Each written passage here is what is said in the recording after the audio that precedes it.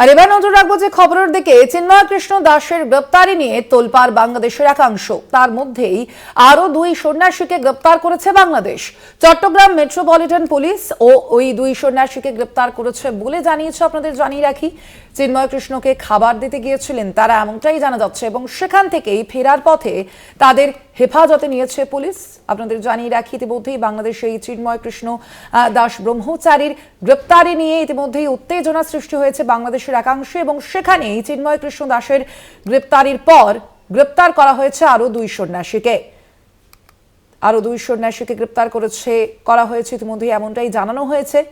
Chittagong metropolitan police ওই দুই সন্ন্যাসীকে গ্রেপ্তার করেছে বলে জানিয়েছে। এর আগেই আমরা দেখেছিলাম 22শে নভেম্বরের যে সমাবেশ, তার পরবর্তীতে 25শে নভেম্বর গ্রেপ্তার করা হয় চিন্ময় কৃষ্ণ দাস ব্রহ্মচারীকে ঢাকা বিমানবন্দর থেকে, এবং তার পরবর্তী সময় থেকেই বাংলাদেশ ক্রমাগত উত্তপ্ত হতে শুরু করেছে, এবং এখনো পর্যন্ত কিন্তু সেই উত্তেজনা জারি রয়েছে বাংলাদেশে।